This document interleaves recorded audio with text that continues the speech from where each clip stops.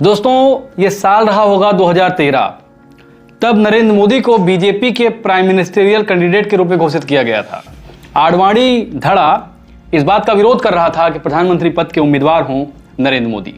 नरेंद्र मोदी जैसे ही प्रधानमंत्री पद के उम्मीदवार बनते हैं, मनमोहन सिंह सरकार पर जमकर प्रहार करते हैं, व्यक्तिगत रूप से मनमोहन सिंह पर हमले करते हैं। कुछ क्लिप्स हैं, आप खुद देखिए। कल का प्रधानमंत्री का बयान मुझे लगता है कि शायद 2011 का सबसे बड़ा जोक है, हास्यास्पद बात उन्होंने कही है। दूसरा संकट, इन्हीं के कालखंड में महंगाई कहां से कहां पहुंची। एक तरफ जीडीपी का गिरना, दूसरी तरफ इन्फ्लेशन का बढ़ना। ये वो दौर था जब भारत कॉमनवेल्थ घोटाला, 2G स्कैम और अन्ना आंदोलन से उबर रहा था। इस दौर में युवाओं को लगने लगा था कि नरेंद्र मोदी भारत को बदल देंगे, और मोदी ने इतने बड़े बड़े वादे भी किए कि सामान्य युवाओं को ये लगा कि मोदी ही भगवान है। 2 करोड़ रोजगार देना, धारा 370 खत्म करना, और जितने भी डेवलपमेंट के काम होते हैं मोदी ने गुजरात मॉडल का सहारा लेकर भारतीय युवाओं के सामने रखा, और युवाओं को लगा बस यही वो आदमी था जिसका इंतजार था। लेकिन दोस्तों, आज नरेंद्र मोदी के प्रधानमंत्री बने 9 साल बीत चुके हैं, पूरे 9 साल। और 9 सालों के विश्लेषण के बाद मुझे मनमोहन सिंह की एक बात याद आती है। मनमोहन सिंह ने कहा था कि मेरे साथ आपने भले न्याय न किया हो, लेकिन मेरे साथ न्याय करेगा इतिहास। आज तथ्यों के आईने में हम देखने की कोशिश करेंगे कि मनमोहन सरकार और मोदी सरकार, जिसको लोग कह रहे हैं कि बहुत विध्वंसक सरकार है, चीन को आंख दिखाने वाली सरकार है, उन दोनों सरकारों में क्या अंतर है, कौन सरकार कितनी सफल रही है, आइए सिलसिलेवार ढंग से देखने की कोशिश करते हैं।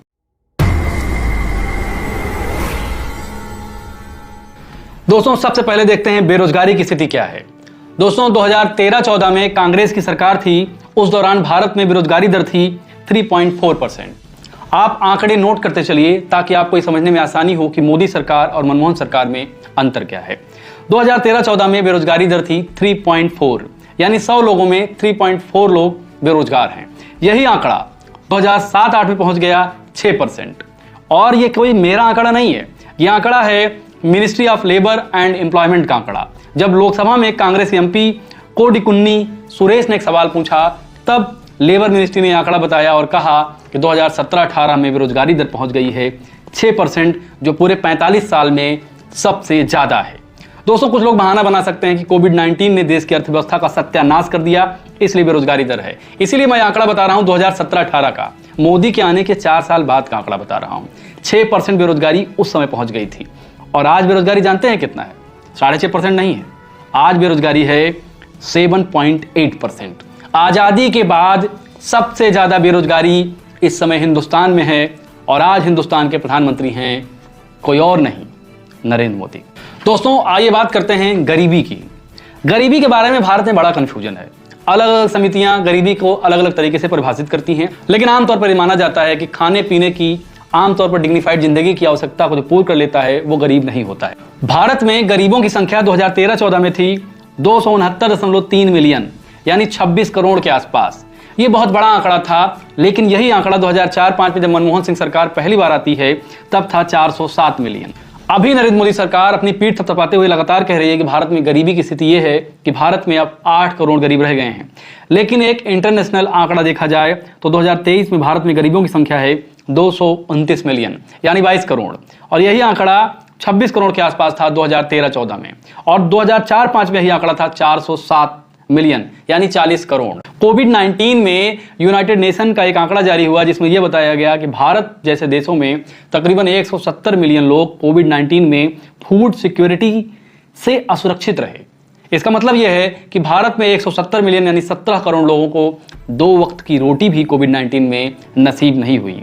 कई लोग नरेंद्र मोदी सरकार की बढ़ चढ़कर बड़ाई करते हैं कि मोदी सरकार ने प्रधानमंत्री अन्न कल्याण योजना जारी की, जिसके बाद लोगों को अन्न नसीब हुआ। लेकिन दोस्तों, आपको बता दूं, ये कानून भी कांग्रेस सरकार ने 2013 में लाया था, जिसका नाम था right to food security act. आप समझिए इस बात को। कुल मिलाकर गरीबों के मामले में भी नरेंद्र मोदी सरकार उस तरह से उल्लेखनीय काम नहीं कर पा रही है जैसा मोदी जी हर मीटिंग में, हर जनसभा में कहते हैं। दोस्तों, अभी हाल ही में प्रधानमंत्री नरेंद्र मोदी ने एक डेमोक्रेसी वर्चुअल समिट को संबोधित किया था। वर्चुअल यानी कॉन्फ्रेंस के जरिए लोकतंत्र कॉन्फ्रेंस को संबोधित किया था। इसमें मोदी ने कहा था कि भारत डेमोक्रेसी की माँ है, भारत मदर ऑफ डेमोक्रेसी है। लेकिन आप ये जानकर आश्चर्य में पड़ जाएंगे कि एक डेमोक्रेसी इंडेक्स जारी किया जाता है जिसमें यह बताया जाता है कि किसी देश में डेमोक्रेसी की स्थिति क्या है, लोकतंत्र की स्थिति क्या है। इसी इंडेक्स में 2013 में भारत की पोजीशन थी 33वीं 33rd और पाकिस्तान उसी साल 2013 में था 107वें स्थान पर। लेकिन आज 2023 में भारत की पोजीशन है 108, जबकि पाकिस्तान इस रिपोर्ट में है 106वें नंबर पर। यानी पाकिस्तान का कंपटीशन करते हुए हम पाकिस्तान के करीब पहुंच गए हैं और डेमोक्रेसी की धज्जियां उड़ गई हैं मोदी सरकार में। कई सारे लोग इसी डेमोक्रेसी इंडेक्स को धता बताएंगे और कहेंगे कि इसमें डिटोरिएशन हुआ है, इसके साथ छेड़छाड़ हुई है। लेकिन दोस्तों आपको बता दें, इसी डेमोक्रेसी इंडेक्स के आधार पर भाजपा लगातार कांग्रेस पर निशाना साधती रही थी और जितने भी इंटरनेशनल इंडेक्स होते हैं जब जारी होते थे, कांग्रेस पर भाजपा हमलावर हो जाया करती थी। अब बात करते हैं GDP growth rate. GDP growth rate यानी किसी देश के अंदर कितना सामान बन रहा है उसका कुल योग, कुल मिलाकर जितने सामान का वैल्यू है उसको जीडीपी कहा जाता है। और पर साल, प्रत्येक साल इसमें कितनी ग्रोथ हो रही है इसको कहा जाता है जीडीपी ग्रोथ रेट। 2013-14 में मनमोहन सरकार में भारत की जीडीपी ग्रोथ थी 6.4%। यह जीडीपी ग्रोथ तब थी जब 2008 में महामंदी आई थी। पूरे विश्व में वैश्विक मंदी आई थी 2008 में और बड़े बड़े देश उस समय बर्बादी की कगार पर पहुंच गए थे। लेकिन भारत उभरते हुए 2013 में 6.4% ग्रोथ रेट दर्ज कर रहा था। आज 2023 में भारत की ग्रोथ रेट 6.4% सिमिलर है, लेकिन ये 6.4% तब है जब कोविड-19 से भारत की अर्थव्यवस्था एकदम नीचे चली गई, ऋणात्मक ग्रोथ रेट दर्ज की गई। आप सोचिए जैसे आप छत पे चढ़ रहे हों और आप 10 सीढ़ी चढ़ें और आप लगातार 6 सीढ़ी नीचे चले जाएं और 6 सीढ़ी नीचे जाने के बाद आप 1 सीढ़ी चढ़ें, तो कुल मिलाकर कंपैरेटिव तरीके से देखा जाए तो आप नीचे अभी भी हैं, भले ही आप 6.4% ग्रोथ रेट इसको कह रहे हैं।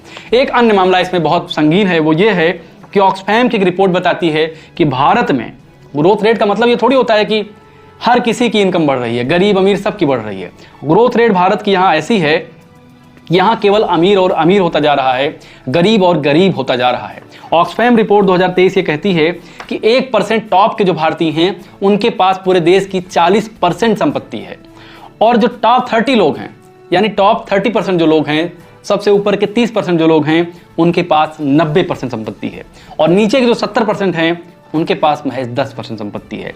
यानी मोदी सरकार में वित्तीय असमानता, फाइनेंशियल इनइक्वालिटी, यानी अमीरों के पास और पैसा, गरीबों के पास और पैसे की कमी होती जा रही है। यही रिपोर्ट ये भी बताती है कि भारत में जो टैक्स पेयर्स हैं वो लोअर मिडिल क्लास है। सबसे ज्यादा tax lower middle class Bharat में दे रहा है। इनडायरेक्ट टैक्स, इनडायरेक्ट टैक्स जैसे साबुन पे टैक्स, शैम्पू पे टैक्स, घी पे टैक्स, दवाओं पे टैक्स। यानी देश की जो सबसे अमीर आबादी है वो सबसे कम टैक्स दे रही है, देश की जो सबसे गरीब आबादी है वो सबसे ज्यादा टैक्स दे रही है और सबसे ज्यादा गरीब बनी हुई है। दोस्तों, प्रगति के पथ पर वही देश आगे जाता है जहां जेंडर इनइक्वालिटी यानी महिला और पुरुष के बीच बहुत ज्यादा असमानता नहीं होती है। जितना महिला और पुरुष के अधिकारों में समानता होगी वो देश उतना ही आगे जाएगा। वेस्टर्न कंट्रीज को आप देख लीजिए, अमेरिका जैसे देशों को, ब्रिटेन जैसे देशों को, वहां पे महिला पुरुष समानता है। और इसी को जज करने के लिए एक रिपोर्ट जारी की जाती है, उसका नाम है ग्लोबल जेंडर गैप रिपोर्ट।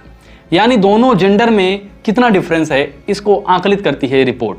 इस रिपोर्ट की माने तो 2013 में जब कांग्रेस की सरकार थी तो भारत की रैंक थी 105वीं और आज मोदी सरकार में 2022 में ये रैंक है भारत की 135वीं। यानी ग्लोबल जेंडर गैप रिपोर्ट में भी भारत नीचे आ गया है। यूएन की एक रिपोर्ट ये भी कहती है कि कोविड-19 के दौरान भारत में महिला पुरुष असमानता इस कदर थी कि तकरीबन 40% महिलाएं अपने पतियों से मार खा रही थी कोविड-19 के दौरान। दोस्तों, मेरा मकसद यहाँ केवल मोदी सरकार को टारगेट नहीं करना है, ये एक सामाजिक समस्या भी है। जब तक समाज नहीं बदलेगा, आपके सोचने समझने का तरीका नहीं बदलेगा, तब तक जेंडर जो गैप होगा वो कभी नहीं बढ़ सकता। तब तक दोनों जेंडर में समानता नहीं आ सकती है। तब तक आप महिला को एक सामान की तरह ट्रीट करते रहेंगे, उसको चारदीवारी में कैद करने की कोशिश करेंगे। ये सवाल समाज पर भी है, सरकार पर भी है। दोस्तों, किसी डेमोक्रेसी का स्वस्थ होना इस बात से पता लगाया जाता है कि कोई देश, वहां पे मीडिया की स्थिति क्या है। मीडिया दोस्तों लोकतंत्र का चौथा स्तंभ होती है, लेकिन मीडिया की हालत जहां खराब होगी उस देश में डेमोक्रेसी की स्थिति बहुत बुरी हो जाती है। दोस्तों, प्रेस फ्रीडम इंडेक्स यानी किसी देश में प्रेस की स्वतंत्रता कितनी है, यह इंडेक्स इस बात का आकलन करता है। 2013 में भारत की पोजीशन थी 140वीं, 114th, और मोदी सरकार में 2023 में भारत की स्थिति है 161वीं। यानी भारत इसमें भी फिसड्डी होता जा रहा है। नरेंद्र मोदी किसी भी इंडेक्स में मनमोहन सरकार से बेहतर प्रदर्शन करने वाले प्रधानमंत्री नहीं बने हैं। तो दोस्तों, सरकारें डींग मारने से, बड़ी बड़ी बातें करने से, बड़े बड़े वादे करने से नहीं चला करती हैं। सरकारों के लिए वेल प्लानिंग, समझदारी, आगे की नीति और ये देखना जरूरी होता है कि भविष्य में देश को किन समस्याओं का सामना करना पड़ सकता है। कुल आकलन किया जाए तो मोदी सरकार मनमोहन सरकार के तुलना में बहुत पीछे नजर आती है। वही मोदी जो मनमोहन को मौन मोहन कहा करते थे, आज बड़े बड़े मुद्दों पर चुप हो जाया करते हैं। बात चाहे किसी अपराधी की हो, बात डेवलपमेंट की हो, मोदी के पास कहीं बजरंगबली तो कहीं श्री राम ही सहारा होते हैं। यही दिखाता है कि मोदी कितने बेचारे हैं और भारत की जनता कितनी बेचारी है। उसकी दुर्दशा का आकलन इन नारों से हो सकता है। दोस्तों, आस्था आपकी व्यक्तिगत विषय है, डेवलपमेंट समाज का विषय है। देश को आगे बढ़ाने में अपनी बुद्धि, अपने श्रम का इस्तेमाल करें, साथ ही अपने अधिकारों को जानें। आज के लिए वीडियो कैसा लगा कमेंट जरूर करिएगा और यदि चैनल पर नए होइएगा तो चैनल को सब्सक्राइब भी कर लीजिएगा। नमस्कार।